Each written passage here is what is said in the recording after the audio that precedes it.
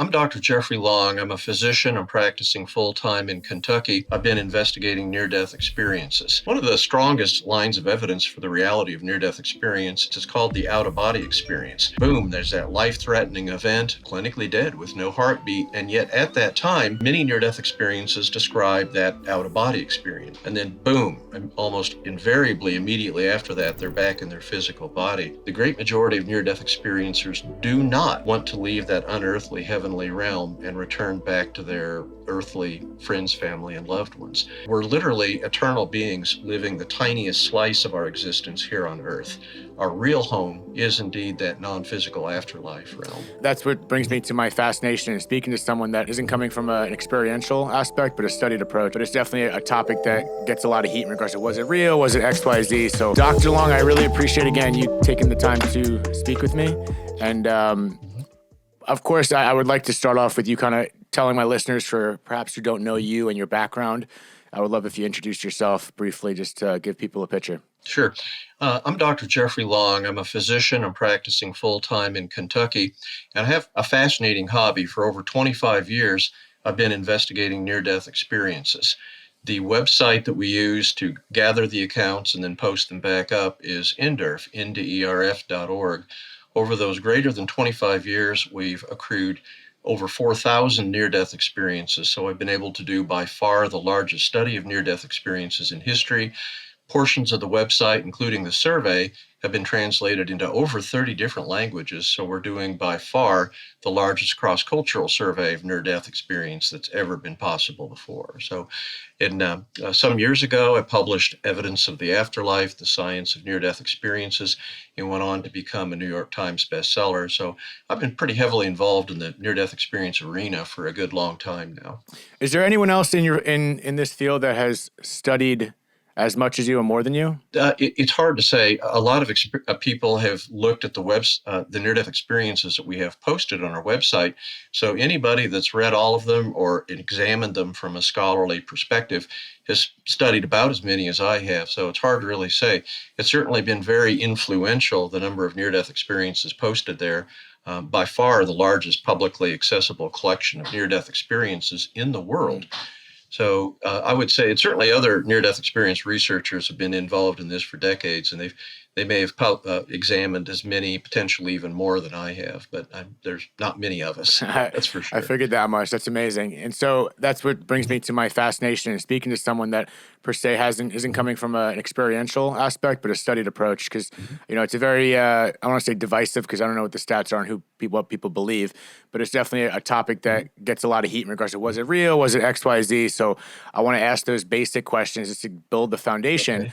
But what is your process of vetting out some of these stories? Because if it's a public domain, which I'm sure you've gotten before, of course, anyone can submit their stories. So is there a practice or something that you do to 100%, if that's even possible, decipher what is quote unquote real and what is not? Right. We have posted on the website the very detailed process that we use to assure that the experiences coming in are valid. First of all, I'm a physician, so that helps a lot to understand what they're describing about the medical circumstances that led up to the near-death experience and then followed it. So I can tell if that jibes with medical knowledge that makes sense. The survey we have now is over 80 different questions. So people in general are not going to waste their time doing over 80 different questions. It would take me like over an hour to do that. And then we post the experiences anonymously. So they're not really visible in the world just because typically their first name and first letter of their last name. So it's not like they're getting any visibility. We don't pay them anything, so there's no real incentive in that way. Finally, we're back to that basic scientific principle, and that is what's real is consistently observed. So if we have these extreme outlier experiences, you can validly discard them from analysis of the whole, like you do with other types of scientific approaches. So bottom line is the great majority of people are going to fill this out with integrity and honestly. And so as a result of that, I'm quite confident that what we're seeing is indeed the reality of near-death experiences. And then finally, we ask questions in the survey. A number of them are asked in different areas of the survey in a redundant fashion, worded a little different, and we see that they line up. And then last but far from least, The near-death experiences that we have that have been shared with us on the website we use for research are entirely consistent with near-death experiences that have been published in peer-reviewed literature or collected with other credible sources. Amazing. And so let's say in the hypothetical NDE court of law, what is the most concrete evidence that you would have to support the thought or belief that near-death experiences are real? Yeah, good question. One of the strongest lines of evidence for the reality of near-death experience occurs often early on in the near-death experience. It's called the out-of-body experience. Boom, there's that life-threatening event. In my series, they have to be physically unconscious or even clinically dead with no heartbeat. And yet at that time, many near-death experiences describe that out-of-body experience. Consciousness separates from the physical body, typically goes above the body, and from that vantage point, they can see and often hear ongoing earthly events down below them, often involving people's frantic efforts to bring them back to life. There's been a number of good studies, including one that I've done, that assesses the accuracy of the observations in that out-of-body experience and what people are seeing and hearing when they recover from that close brush with death and come back and check it out, almost invariably accurate down to the finest details. And remarkably, it's not just that the consciousness goes above their physical body. We have a fairly good sized series of that consciousness leaving the area of their physical body and going elsewhere, a substantial distance away from their physical body and far outside of any possible physical sensory awareness. For example, we presented on television where someone was in the operating suite. They coded. They had their consciousness go above their body, but then their consciousness drifted into the hospital cafeteria where they were able to observe other family members having a meal, just chattering away, unaware of that life-threatening event in the operating room. When they came back and checked out what they were saying and doing, he was accurate down to the finest detail. And there's absolutely no way that the physical brain function can account for that.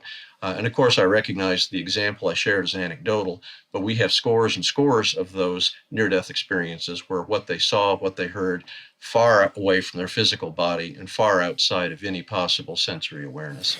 That's the wild part. It's like, you have all these testimonies and stories. It's like, what is all these thousands of people just for shits and gigs, just kind of saying a lot of the same things and telling these stories just to get some kind of clout or benefit. I have no idea. It just seems too extraordinary. So of course the consistencies seem to be something I've had several on my podcast, not nearly as, don't have the bandwidth of what you've studied, of course, but I've even heard some of those consistencies. And with those consistencies, is there any underlying consistent message in regards to what it's all about in a philosophical general question? Absolutely. That's been my latest research interest. As you study these near-death experiences, you see that they often bring back messages or become aware of what you could call spiritual content, for lack of a better phrase, that is certainly directed toward the near-death experiencer. But when you see that over and over, you realize that that's relevant for everyone on the planet. For example, about 10 to 12% of near-death experiences are told it's not your time yet. And that was a study that was done literally from near-death experiences shared worldwide, including non-Western near-death experiences. And so that's often happens at the end of the near-death experience. They're told it's not your time, or language to that effect. You have more to do. There's more on your earthly life to live. And then boom, almost invariably, immediately after that, they're back in their physical body. That's a strong implication that our earthly lives are meaningful and significant. But above and beyond that, in my most recent version of the survey, I asked directly, did you get any information during your near-death experience about any earthly meaningfulness or purpose? And a remarkably high, about over 40%, as I recall, answered yes. And then in the narrative response they provide, over and over again, talk about consistent. Overwhelmingly, we see that the near-death experiencers are aware that, yes, our earthly life, while difficult, is certainly highly meaningful and purposeful. We're here for a reason. We're here to learn lessons. We're here to have experiences that we can't have in the afterlife, in the non-physical realm of the afterlife. And so that's exciting. And again, we see that with such tremendous consistency. And the lack of almost invariably, near-death experiencers don't say life is not meaningful, not purposeful. So we're back to that what's real is consistently observed, and that's that basic scientific principle. Very strong evidence of that from near-death experiences. And so, coming from a clinical aspect and that understanding, and the word "real" gets thrown around a lot. I even said it like 12 times already in this podcast. What I'll cut it. what is real? I mean, I'm not trying to like hold a Yeah. Shakespearean handout right now, but what I mean by that is, of course, people can, I feel argue, say that was just a trick of the brain. Then there's, okay, but what about consciousness when your heart goes out? Does that continue X, Y, Z? So when you say these experiences are real, of course, like the experiences are real, but what makes it real that it's actually somewhere else, that we actually are entering a different plane as opposed to real being just the experience and real being real? Does that make sense? Sure. Yeah, it does. Now, you have to compare it to any other types of altered consciousness. Okay, dreams, hallucinations, the events skip around. They're much more likely to be hallucinatory. And you don't see that essentially ever with near-death experiences. That includes psychotropic drugs. You see the same kind of, they typically are more frightening, more hallucinatory. So near-death experiences are in a complete class of themselves of altered human consciousness. And what bespeaks that they are, as near-death experiencers believe, and I hate to use the term, but I will, real, is that they feel real. First of all, consciousness is typically about 3/4 of near-death experiencers, in answering to a survey question, said their consciousness and alertness was actually greater than their earthly everyday life.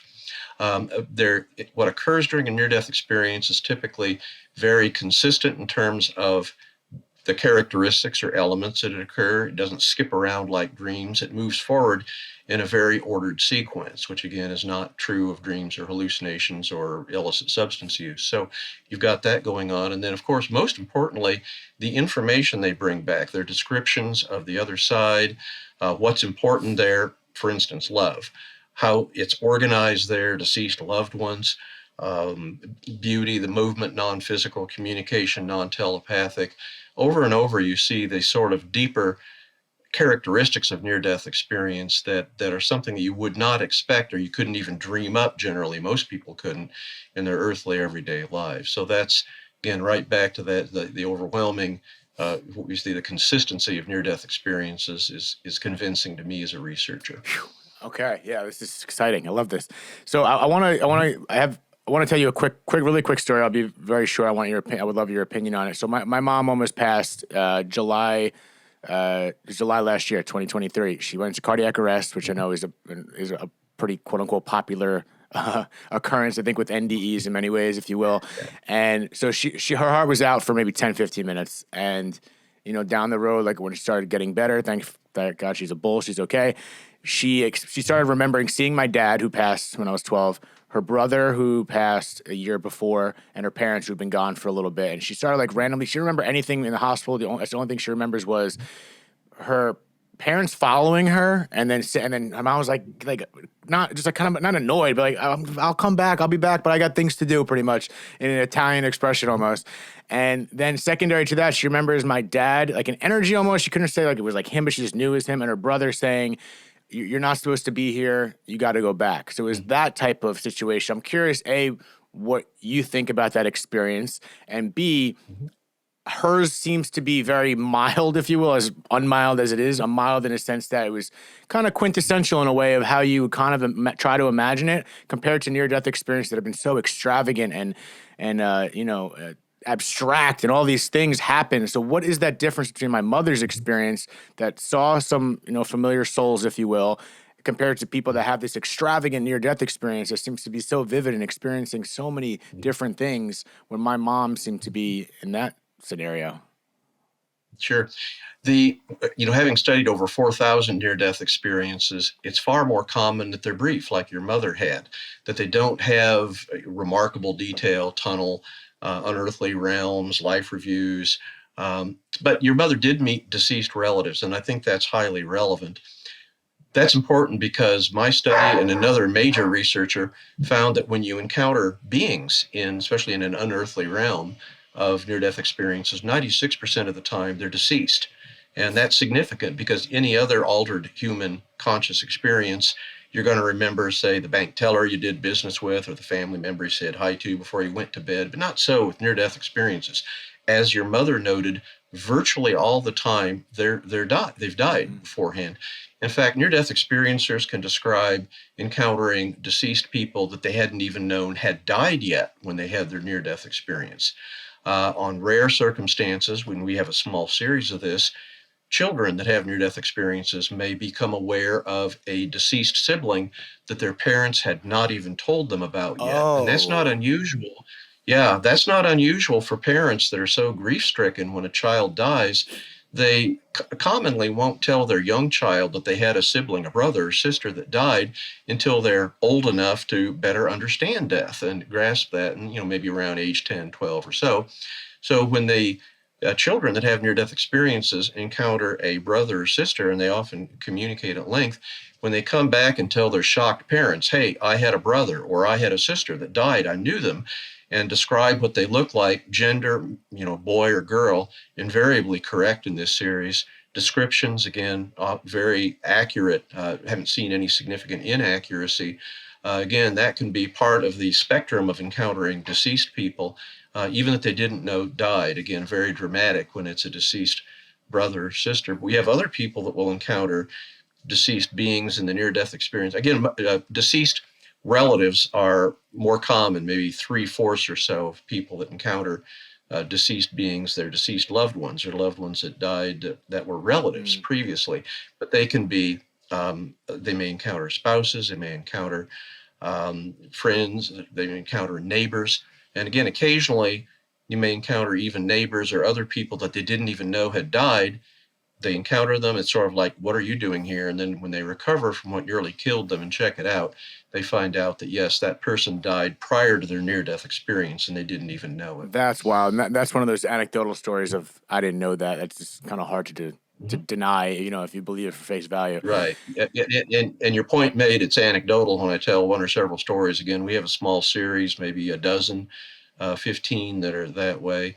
And if someone encounters someone like that and asks why they're deceased and gets the sort of the sense that they had actually died, invariably when they check it out, yeah, that person died, and sometimes immediately prior to the near-death experience. So just yet another one of those myriad of lines of evidence for the reality of near-death experience. So that's wild. I want to ask, is there a consensus or any numbers that show anything in regards to living multiple lives? Because the reason I'm asking that question, just to preface, is the idea that when we cross over and people have these experiences, like my mom saw my father, her husband, brother, et cetera, but with the ideation that if there are past lives, then do you identify the souls as you knew them in the current life you're dying from? Like, how come, if past lives are real, which you're going to answer, it might just debunk the whole question, then how come they're seeing those souls as one specific soul, as identifying as my father, as opposed to someone else maybe they've been? So I guess A,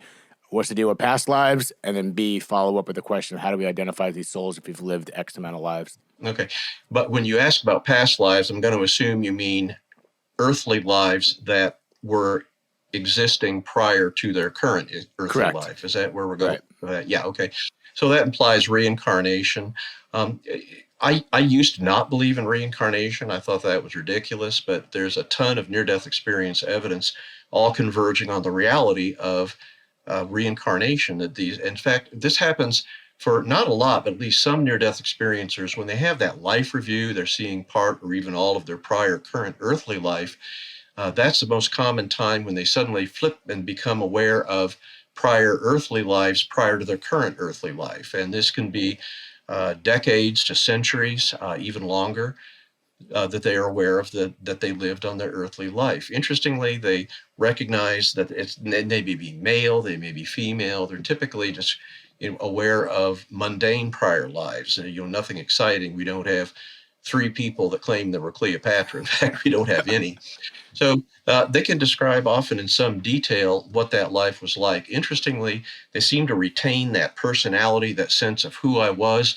They were just in a different body. They had a different role. They were in a different earthly realm. So me and the research I've done and other people that have looked into that, again, it's not a huge number of reincarnation accounts.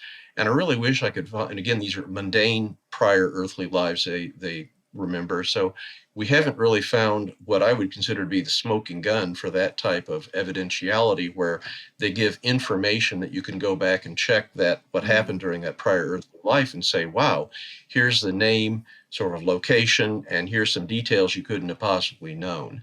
So we keep gathering these accounts, and maybe we'll have that someday. But certainly there's a non-trivial percentage of near-death experiencers that come back aware that reincarnation is real. And I guess for people that find that hard to believe, and surveys have found, at least in America, it's only about 20-25% of people that believe in reincarnation. So I recognize that's kind of a tough pill to swallow.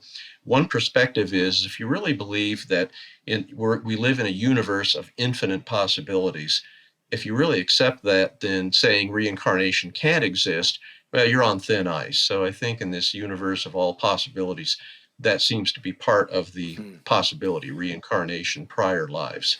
So in regards to those infinite possibilities, I guess that kind of triggers my thought in regards to people's beliefs in general here in this earthly realm. So they have, different religious beliefs, different beliefs on the afterlife. So if there are consistencies, how does that play into the role of people's beliefs? Do we see what we believe, or is there any distinction between people that have one faith and their near-death experiences if you've had an eclectic group of patients or case studies? I think the question is, if you have a pre-existing belief or faith, does that affect what occurs during the near-death experience, or even the probability of a near-death experience occurring? Interestingly, I co-authored a scholarly book chapter. It was called The Handbook of Near-Death Experiences. It was published some time ago, but our charge, me and my co-authors of that chapter, were to look at all prior scholarly studies and look at the studies of religious beliefs. And the bottom line is, and actually there's been a number of studies on that in the past, the conclusion we had in the chapter based on our review of prior published research was that there doesn't seem to be any correlation between a person's belief or lack of belief and whether they will or will not have a near-death experience when they nearly die, or what the content of the near-death experience will be. Now, their previous religious, non-religious beliefs can certainly affect their interpretation of the near-death experience. And we do see that, and we see that quite a bit. But as far as where they live on Earth, even non-Western religions, doesn't seem to make any difference. For example, based on scores of non-Western near-death experiences shared with us, doesn't make any difference whether you're, say, a Muslim in Egypt, or a Hindu in the United States, or a Christian in America, or an atheist anywhere. Wherever on Earth you have a near-death experience, whatever your pre-existing belief system, the content of the near-death experience, it's going to be strikingly similar worldwide. And what are those strikingly similar experiences, and what are some of those strikingly different things that happen that would kind of go the opposite way of that claim? Yeah, it's much easier for me to talk about similarities, because substantial dissimilarities, or atypical near-death experiences, are so uncommon. I don't really have a good grasp of, they don't really fit a pattern such that I could talk about the group of atypical experiences. So we're back to what typically occurs. Again, no two near-death experiences are the same, and I want to emphasize that. But me and other researchers that look at a lot of them see this kind of progression of characteristics in what would be a typical, very detailed near-death experience. There's that boom, that life-threatening event. They're unconscious or clinically dead. We talked about earlier that out-of-body experience, consciousness typically above their body. They may pass then into or through a tunnel, variably described, but never claustrophobic. Often at the end of that tunnel, there may be a beautiful mystical light, described often as unearthly and brilliant, and yet doesn't really hurt their eyes. When they pass through the tunnel, they may be into a realm, an unearthly realm.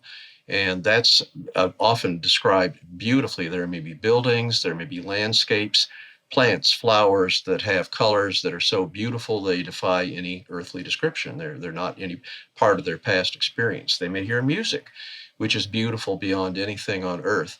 This is often a realm where they may encounter deceased loved ones. And these are joyous reunions, even if the relationship was strained on Earth. Oh, and deceased pets are commonly described. I mean, you name it: dogs, cats, birds, horses. I've heard it all. This, like their interactions with encountering deceased loved ones, beloved deceased pets, joyous reunions can happen there. Around this realm, they may be other interaction with other beings. They often say that they're aware of, we can say, God. At this time, they're typically feeling overwhelming senses of peace and love, or two are the most common descriptive words. They often feel a strong sense of unity, that they're connected, that they're a part of the greater whole. Very common in near-death experiences, about half or more. Also, when they're in this unearthly realm, you have to be aware that it's not like a geographically separate physical realm like we know. It's very much a non-physical realm. Communication is, for lack of a better word, telepathic, sharing immediately and instantly all information, and yet with no ambiguity and no possibility of that, and often sort of the context around it. Movement is non-physical. The realm is literally non-physical in the sense that they, while they can interact with the environment, it's very clearly different from our physical earthly world. And very interestingly, when they're in this unearthly non-physical realm, near-death experiencers will often have a very strong sense that this is their real home, and that their earthly existence that they've known for years, typically decades, before their life-threatening event, really isn't their ultimate real home.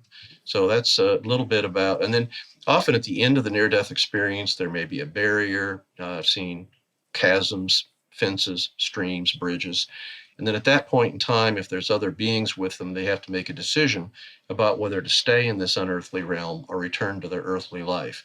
Interestingly, again, though near-death experiencers have known their friends, family, loved ones for years, or more likely decades, the great majority of near-death experiencers do not want to leave that unearthly heavenly realm and return back to their earthly friends, family, and loved ones. There's often a great deal of discussion, and ultimately, when they either make that decision or are sent back involuntarily, boom, they're back in their physical body. And then when they recover from that close brush with death, they've got their near-death experience to share. So that's a typical, detailed, if you will, near-death experience. That's the thing. The consistencies of hearing that it's home and they it's so much better over there. It's like, that's why whenever we lose someone and death actually happens in life, we're so sad that they're gone. And I was thinking about this the other day. It's like, yeah, but seems like they're probably most likely, I don't know, I could be wrong, just in a much better place. So it's like, we're the asshole schmucks left behind. They got to deal with the shit. And so it's like the pain of just not having that physical realm. But if we know this was something a lot of people believed in, and with your studies, we'll see if people swing on the fence or what they believe, that's like, oh, that person is okay. We're the ones that I want to get my number called because it seems so much better over there in some sick way. That is absolutely correct, based on an overwhelming amount of evidence that after we die, our afterlife, we are in a vastly better place than you and I and any viewer of this podcast. It seems to be that powerful. We're literally eternal beings living the tiniest slice of our existence here on Earth. Our real home, our wonderful home, is indeed that non-physical afterlife realm. And that's, like I said, based on just overwhelmingly consistent thousands of near-death experiences, all pointing to that, and certainly thousands more that have been acquired from other ways with other researchers. Yeah, and that's the peaceful aspect of it. That would be certainly nice if, this is exactly what happens, and I have my beliefs. Another question, how come some people have near-death experiences and some don't? There's those people that may have their heart stopped, don't experience anything, and therefore don't believe in this experience. Yeah, only about 10 to 20% of people that nearly die, especially cardiac arrest or heart stopping, only about 10 to 20% have a near-death experience. 80 to 90% don't. Again, when I alluded to the scholarly book chapter I co-authored, and that was part of our charge, was to see if we could find any demographic variable that would predict for a near-death experience occurring or not. And we couldn't. We looked at everything: age, gender, pre-existing beliefs, religion, sincerity of religious beliefs, non-religious beliefs. I mean, you name it. We beat the bushes pretty hard looking for anything that would account for that. There's only one prior study suggested, interestingly and seemingly paradoxically, that people that were closer to death were more likely to have a near-death experience. I mean, that's not a huge surprise. In other words, near-death experiences are triggered by a severe life-threatening event. So that's about the only signal we have that something's going on. However, I think I found the Rosetta Stone that explains that. We had a near-death experience. It was just overwhelmingly beautiful, blissful. they were in that unearthly realm, and they communicated with that entity that they were very confident was God. And, again, with that overwhelming sense of peace, love beyond anything we can know on earth, in a realm beautiful and wonderful beyond anything we could possibly know here, this person having the near-death experience was so enamored with what was going on and what she was feeling and experiencing that she literally asked God, why me? Why was I so special that this should be happening to me? And she quotes God as saying, love falls on everyone equally. Everyone is special. This is what you needed to live your earthly life. And I think at this point, after studying thousands of near-death experiences, that's my best explanation as to why some have near-death experiences and some don't. So there's some deeper meaning with it. There is a reason as to why you don't have that Mhm. experience, because you needed that to fulfill X, Right. Y, Z in this current life. And Yep. we're not gonna That seems to be the and root. we're not gonna know that Mhm. until, like, is this an amnesia? Is that what it is? Like, when we come to this earthly realm, how come we don't? What is that barrier? How come we just don't subconsciously understand that we've been there, or know that exists, or we just don't know that? Yeah. Well, I think that's very important as a protective mechanism for us to live our earthly life in the way that we need to live our earthly life. I mean, think about that. If every single person on earth knew that there was a realm that we could immediately go to after death that was beautiful beyond anything on earth, I mean, what an easy way to escape all of our earthly trials, tribulations, difficulties. And so I think it's critical that we don't know our heritage, that, or if you will, our destiny, that there is an afterlife that's that beautiful. So I think that is, if we all knew that, I think that would be difficult, especially difficult for people to slog through all that the stuff, the junk that we have to here. One near-death experiencer, I think, very appropriately said, our earthly life is literally the boot camp of our eternal uh, existence. While we're getting on that topic, though, I do want to emphasize that people that do have near-death experiences as a result of suicide, virtually all of them realize the suicide attempt was a huge mistake, that our earthly life is meaningful, is significant, and is not to be cut short by suicide. And they, interestingly, if they had a suicide attempt, had a near-death experience, almost never do they attempt suicide again. For people that have a suicide attempt and don't have a near-death experience, tragically, they're predisposed to try suicide attempts again and again. And I guess this is a transition in regards to what you just said about, I guess, suicides and ending life too soon. Is there any correlation with that, or just in general, what's the percentage of quote unquote good experiences compared to any bad experiences of NDEs? And do those bad Mhm. experiences that I know exist have any implication on Mhm. crossing over being a potential negative? Like, is hell real type thing? Is there that Yeah, negative aspect right. potential after we cross? Okay, that's a tough question, and it's multifaceted. First of all, we don't use the term in our research negative because that's a pejorative term, and even frightening, even hellish experiences, there can be a silver lining in the sense that the near-death experiencer can realize that was something they needed to confront, that they had to deal with, and they can actually have very positive after effects, is what they call, or changes typically seen after a near-death experience. Now, experiences you're getting into, the scholarly term of art is distressing. Okay, there's like two different ways to conceptualize that. One type of distressing near-death experience is subjective. In other words, they feel fear. Well, that can be, I mean, from the great majority of people, when they have that out-of-body experience and start out, the great majority do not have fear, but there's certainly a minority that do. They feel separated from their body and they subjectively feel fear. By the way, among people that have near-death experiences and feel fear, the substantial majority go on to have very blissful, positive experiences. So fear isn't necessarily something, in fact, it's very unusual that it's felt throughout the experience. It's much more common early on. And in fact, subjective fear doesn't necessarily correlate with what everybody would recognize as fear. For example, we had a person whose heart stopped, cardiac arrest, and he was being rushed in the ambulance to the hospital. Out of body experience, consciousness above the ambulance, interestingly, paralleling his journey to the hospital. So while this near death experiencer was in that state, angels appeared, his word, a number of them. And I think just about everybody would say, oh, that's beautiful, that's wonderful. Well, this near death experiencer was frightened, he was distressed. And so he was sitting here batting at the angels. Okay, that's subjective fear, subjective distressing experience. And I think you can see it's very individually oriented. Most people, when they start to ask about frightening experiences, their implication is hellish or objectively frightening near-death experiences. Demonic beings, sight, sound, smells that are objectively frightening, that would reasonably frighten just about anybody. Now that's a very tricky situation there. First of all, there's some controversy about whether they exist.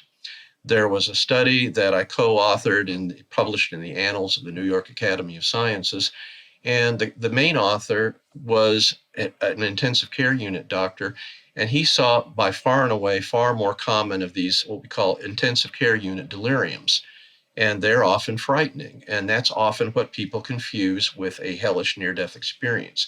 I can tell you, with my awareness of the compounding factor of intensive care unit delirium, the significant majority of previously published hellish near-death experiences aren't. They're intensive care unit delirium. I mean, they have their auto accident, they're in the intensive care unit for a week. I mean, they're critically ill, forever. It's very difficult to get any sleep there. They constantly have buzzers going off, monitors on them, tubes down their throat, nose, or other orifices. And it's very difficult to recover. So not uncommonly, there's that ICU, call it delirium, and that's much more likely to be hallucinatory, to be frightening, and that's not a hellish near-death experience. That's tragically what happens occasionally in the intensive care unit. Now, I do have a very small series, and I looked at all my 4,000. I can only find about 24 that seemed to me, with a fairly high bar of evidentiality, were truly hellish. In that small series, about half of them observed a hellish realm at a distance. The hellish realm seemed to be segregated apart from that unearthly heavenly realm, if you will. So when people say hell cannot possibly exist in heaven, they're correct. That was a very separate area. And for my way of processing it, the beings, the demonic characters in this hell, in the unearthly afterlife, I think it's real. But I think that they have the ability, again, the overwhelming sense of the afterlife is a profound sense of love, connection, unity. So I'm pretty sure these demonic beings in the afterlife have chosen in some way to either be there or stay there. And think about it from this perspective. For those people, those entities, the spiritual beings that exist in that hellish realm, paradoxically, that's their heaven, that's their nirvana. They have chosen to be there, to be in a realm where the other beings are like them. They share their values. They can act out in the way that's important to them, as express their values. In hell, that's, in a very weird, twisted, paradoxical sense, their heaven. And one can certainly hope. And so that's the other important point about these beings that are in hell, is that I think it's a very strong indicator that even in the afterlife, as we hear from so many near-death experiencers, we have free will. We have the ability to choose. We have the ability to make decisions, to choose where we go, how we exist. And it's tragically, people make very bad decisions even in the afterlife, even to the point that their choice is to exist among that hellish realm with demonic people that see existence the way they do. And so if you've, forgive me if that's the long-winded version. Yeah, no, I love. There's no quick and easy answer to that. Good. I don't want easy answers. Hopefully, I'm asking some different questions. Okay. But in regards to what you just said, you may have kind of answered it. But has there been? So you're kind of, to paraphrase, and if I'm misunderstanding, please correct me. There seems to be a potentiality for a place that is, quote unquote, however you want to call it, just a bad place, and paradoxically, that bad place could be that person's, for lack of better terms, heaven, because of who they are, X, Y, Z. So are there studies, are there any recorded evidence of near-death experience for someone who you would societally deem as an evil person? Like if there's been any like serial killers or any bad people, if you would say, that have had near-death experiences and that correlated with their experience? That's really tough. We again, evil being a purgative Right, of comment, course. Yeah, I understand where I'm going with we that. look at it as social and antisocial out of respect to our people that are, psychologists, psychiatrists, or whatever that often do this kind of research.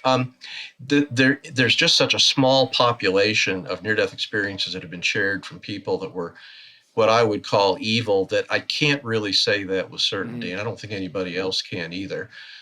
There isn't really, we don't know. There's just not enough evidence. There's mercifully not enough truly dark souls, evil. There we go. Antisocial. Got him. I like they're evil. Yeah, you and I know evil. Yeah. Okay, so we get that. So, and so does your viewers. I mean, that's what they are. So there's so few people that mercifully that are really overtly, objectively evil that have near-death experiences and then are willing to share it that we just really don't know. There's a very small signal from, we do have some people that seem to be, self-described as antisocial, and they seem to have typical near-death experiences. We have at least a very small number of people that I would objectively call evil based on their background. They may be a little more predisposed to have frightening experiences in others. But again, I want to emphasize we just don't have enough data that we can really say that we can make that call definitively. So, we'll see it. And that's an important point. What we don't know about near-death experiences, even if some important questions from near-death experience, what we don't know about near-death experiences outweighs what we do know. So it's kind of exciting to be literally pioneers studying near-death experiences and learning some of this exciting stuff some of which we've shared here today, and certainly a lot more to learn as we go on. We treasure each near-death experience shared with us and continue to learn from each and one that I've studied. Yeah, that's a good question that I would like to kind of not summarize, but kind of cap off in regards to all that we discussed, because you continue to study these near-death experiences, continue to have your program, for lack of a better word. Sorry. What else? Like, what is the mission from here? Obviously, continue learning, but is there a holy grail of evidence or experience that you're looking for in regards to finding more answers? Is there something what's the next mission, and what is the next step to uncovering more concrete, definitive answers? Sure. Yeah, we're at a point in history where the majority of people accept the reality of near-death experiences. A Pew Forum survey that was published in 2021 found that 72% of American adults surveyed said that they believed near-death experiencers were the soul departing from the body. So that's a good sort of definition of near-death experience. So people get that. I mean, nearly three-fourths. What I think we need to do is we need even better evidence. We need more prospective near-death experience studies. All of what I do in the great majority of published research is retrospective. We're looking at prior experiences. We need to do more prospective studies where we get a population of people that have a life-threatening event, interview them, and then see if they had a near-death experience, and then hopefully follow them over time and ask questions that would be relevant to that. That's where you can nail down even better the reality of their out-of-body experiences or the observations. In fact, some studies have tried to actually put targets out there, and in all prospective studies that did that, if they had an out-of-body experience, again, very small numbers of people having a near-death experience, their focal point of consciousness was never, to the best of my knowledge, directed toward a target that had been placed. So again, we don't know. But as far as something that would be extremely convincing, even to skeptics, the ability to spot a target or to do a prospective study and find that they're documented clinically dead with their heart stopped, and yet that what their observations they brought back were accurate. We have a few such observations like that, but it would be good if we could get more and more of them and keep that going, because that's some of the strongest evidence is the reality of these out-of-body observations from prospective studies. Right. When I had Neil deGrasse Tyson on it, he's of course coming heavy on the scientific aspect of his belief system on wanting to see that. It'd be interesting to see you guys talk. That'd be a fun conversation. But what he was saying was like the best way to do it is if you can, study someone that catch them in the middle of the experience and have some sort of a piece of paper on the bottom that says this and report back X, Y, Z. Like that would be in my opinion, what he was saying. I get what he's saying, trying to find the holy grail of this is the only way to show that it's real, quote unquote, which, I took with a grain of salt. but it's like, well, what else? How the heck do you do that? If you're unconscious or clinically dead, it's kind of hard to write anything on a paper. No, not right. You Like if we would write I something, don't get like, it. yeah. I mean, that's a whole nother trick. That's some Yeah. David Blaine stuff right there. Yeah, well, I mean, the concept is, the prospective study, spotting a target would be the most object that has been placed ahead of time, and then bring back an accurate awareness of that target would be the sort of the gold standard, holy grail, if you will. And there's still, hopes that we can do those studies. They're a lot more difficult to do than you'd think. Hospitals hate having studies like that done because of their, just without going into a lot of detail, it's extremely difficult to get cooperation from hospital administrators for that. Fascinating. For a lot of reasons. Dr. Long, listen, this was, I appreciate you sharing these information, because I feel like over the years and cases you've studied, I have a lot more detailed questions that I would love to go over, but I know you have another life to live. So, or many more for all we know. Who knows? We're going to find out, I guess. But how do people tell, I know you mentioned it at the beginning of the podcast, but feel free to tell my listeners in regards to how they could find what you're doing or your books, and, find you in the movie After Death, which is pretty incredible. So feel free to let people find you a little bit right now. Yeah. The website with over 4,000 near-death experiences posted is NDERF.org, standing for the Near-Death Experience Research Foundation. My New York Times bestseller was Evidence of the Afterlife, The Science of Near-Death Experiences. A book I wrote later was called God and the Afterlife, and that went into a lot more detail of the more current, somewhat spiritually focused research. So that's it. Just 2 books and a website, and keep busy doing my medical practice. And of course, your movie that movie that you alluded to, also a very important thing. That was released in October, and was very, very popular. I don't think it's in theaters right now. Called After Death. Yeah, I believe they're. Steve, the director, is mentioning this. You guys are dropping that somewhere that can be streamed, so stay tuned. But I really appreciate taking the time here. This is a fun, and thank you guys for tuning into another episode. Thank you so much for tuning into another episode of Dead Talks. Please do not forget to hit the subscribe button and also the notification bell. That'll give you updates as to when we post a new video, more episodes, and more content in general. We are streaming on all the major podcast platforms, including Apple, Spotify, iHeartRadio, Pandora, and all that. And also find us on Instagram at Dead Talks Podcast or www.deadtalks.net. Thank you so much.